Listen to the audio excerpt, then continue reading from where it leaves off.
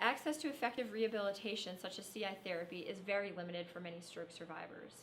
Barriers include limited insurance reimbursement, few providers trained in CI therapy or other intensive interventions, not living close to a clinic, and lack of transportation.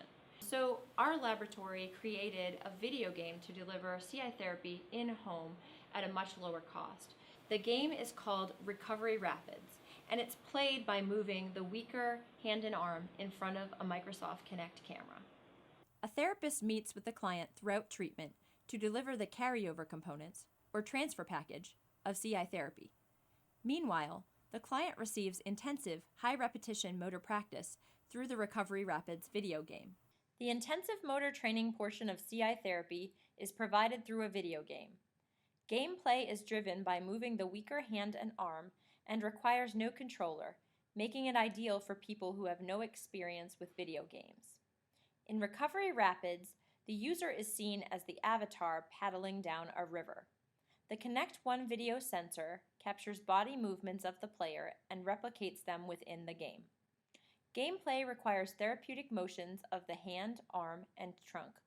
Specific therapeutic movements are required, not just reaching an endpoint or target. In this way, the game only works desired movements and minimizes cheating.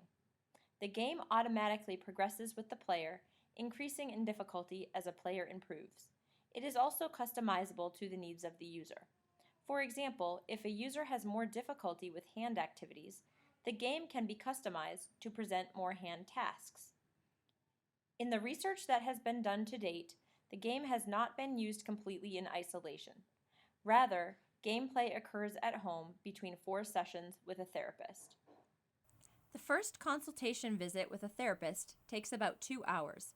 It is very beneficial to have family present for this therapy visit. The therapist first briefly explains the components of CI therapy to the client, which takes about 10 minutes. The therapist will then personalize Recovery Rapids to the client and will train the client to use the game. This process takes about 30 minutes.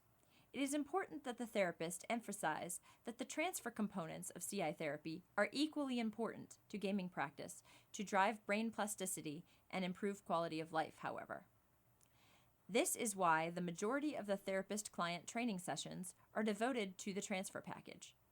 To ensure that the client fully understands the importance of the carryover components, clients and their families have found it helpful to watch the educational video on CI therapy produced in my laboratory prior to, during, or immediately after the first therapy session. The MIT restraint portion of the CI therapy transfer package has been replaced with a biofeedback smartwatch for the gamified CI therapy intervention. This is because compliance with restraint was poor overall, and clients find use of the biofeedback watch very motivating. The therapist will spend about 5 minutes of the initial consultation visit demonstrating use of the smartwatch. The therapist will then introduce the treatment contract to the client by reading and explaining each component of the therapy. The therapist should briefly present the research on CI therapy. This includes discussing the need for massed practice with the weaker arm and limited use of the stronger arm to drive brain plasticity, and also ensuring that the client understands that quality of life improvements relate strongly to increased use of the weaker arm for daily activities, regardless of a person's motor ability. This takes about 15 minutes. The therapist and client will then compile a list of activities that the client engages in regularly. These activities should be relatively detailed.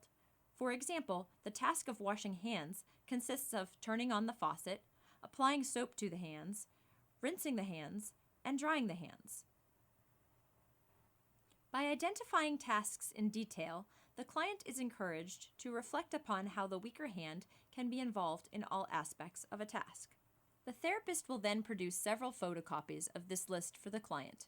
After photocopying the list, the therapist and client will agree upon and document what level of involvement the weaker hand will have in each task. Clients are encouraged to involve the weaker hand as much as possible, except when safety could be negatively impacted by doing so. The therapist will help the client problem-solve solutions for using their weaker arm when necessary and will document these solutions on the contract. The therapist and client will then sign the contract. Family members and caregivers are also encouraged to complete a separate contract that outlines how they can appropriately assist their family member with the treatment.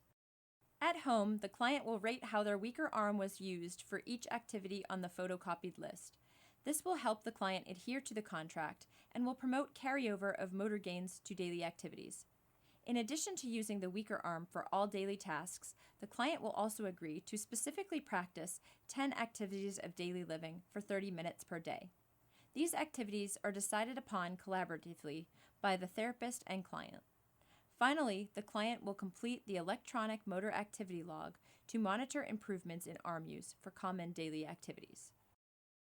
The remaining visits. Remaining visits are 60 minutes in length. First, the therapist will check the client's compliance with in-home gameplay and problem solve through potential barriers. The therapist will then review the smartwatch movement counts that the patient logged each evening.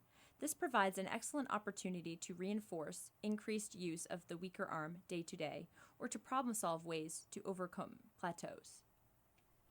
The therapist will then log on to the cloud server and review a report of the client's responses to the computerized motor activity log. This report records the client's answers to motor activity log questions on each day of treatment. It provides an opportunity for the therapist to reflect on areas of improvement.